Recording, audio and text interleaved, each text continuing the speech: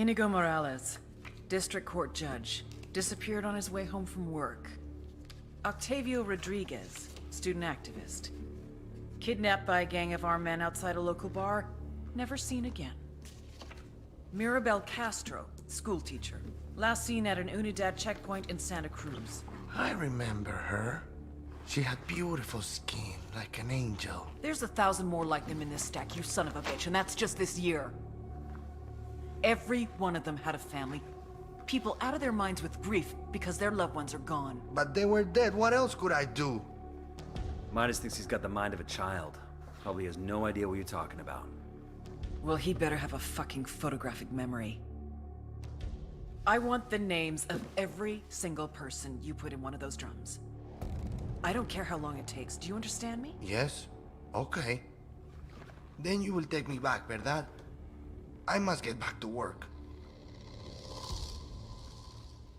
How's it going, Recon viewers? And dear sweet lord, that chopper in my ears, turning that down and off right now. But anyway, how's it going, Radical viewers? Grimk right back into it with another Legends of Redacted. Now, I promise Legends of the West is going to start taking over Wednesdays from here on out. But this was a special request from a good friend of mine, Big J Gaming, my fellow YouTube freaking buddy. I could not resist doing this for him. So that all said, let's go ahead and break down how to do Iroquois Pliskin, also known as Solid Snake, in his Navy SEAL getup, from Metal Gear Solid 2 Sons of Liberty. Starting off, of course, with the outfit itself. Now, thankfully, as I click the wrong 3 different buttons I need to do this, the outfit's fairly simple, and it's fairly straightforward. There's not much to it. Just kind of requires if you have the right bits here and there. A good example is the top. The Commando is really the only thing I felt sold this look, and of course we just need that in a nice olive drab, and it's done. Molly harness for the vest here in, I can't remember, Coyote Brown, that's right. Because the one in the game, I can never tell if it's because it's an older game, the textures are wonky, or if it was actually designed that way, but it literally just looks like a darker green than the olive drab of the shirt he's wearing. That always bugged the crap out of me. Black also does wonders for this. Personally, I went with Coyote Brown because it literally just looks like a very much darker green tinge. That's me, though. For pants, sadly, the cargo pants do not fit that well. As we see when I scroll over to them, for whatever reason, the olive drab of this is way, way too light and way too faded. So I elected for the 511 Tactical B, personally. The olive drab matches a little bit more cleanly with the top. Not quite as much as I would like, but much better. Also, it gives us the knee pads we need. Footwear, good old combat boots. Simple as that. When we go to accessories, for face wear, I mean, it is Solid Snake, right? So popping a cigarette in his mouth honestly just fits the part. And the headset A in olive drab. For handwear, fingerless Kevlar. Doesn't actually wear a backpack with the outfit, but the camelback is low profile enough you can get away with pretending it's not even there. Why Ubisoft didn't give us an option just to remove backpacks, I frankly don't frickin' know. And patches are mostly dealer's choice, but if you happen to have the snake patch, I mean, why not? That said, that's the outfit. Let's go ahead and break down the gear.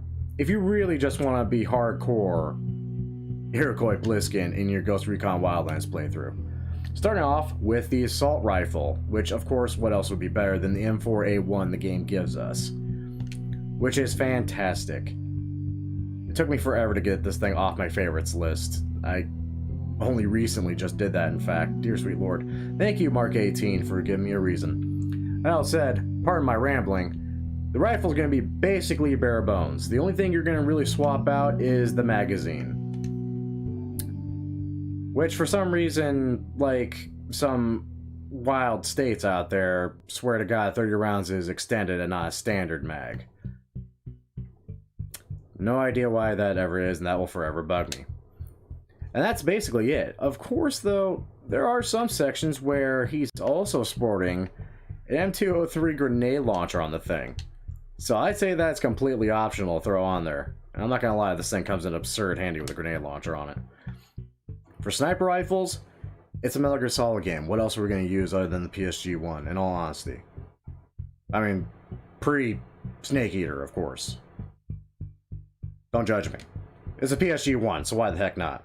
And much like the M4, it's basically completely stock. There's nothing I'd swap on this. It looks the part as is. And the scope is mostly dealer's choice. I, of course, threw on the biggest bloody scope I can, because if I'm firing this thing unsuppressed, and sad fact, in the game, a lot of his lethal options available to him are all unsuppressed. I have no idea frickin' why. You can't get a suppressor for his USP in the tanker chapter in some versions of the game, I know that. But I want to be shooting at the longest range possible if I'm going to go unsuppressed. So the T5 was kind of a winner for me. And then finally, the pistol. There's literally nothing else I could recommend over the P12, which actually is a model of the USP he uses in the game. The only solid difference between the two is the caliber. In Metal Gear Solid 2 Sons of Liberty, it's a 9mm. And here we have its 45 bigger cousin. And of course, we have to throw on that Blazer 3 dot to make up for the fact we don't really have an underbarrel flashlight for the damn thing. That sucker's big and bulky enough where it basically looks like an underbarrel flashlight. And that's about it.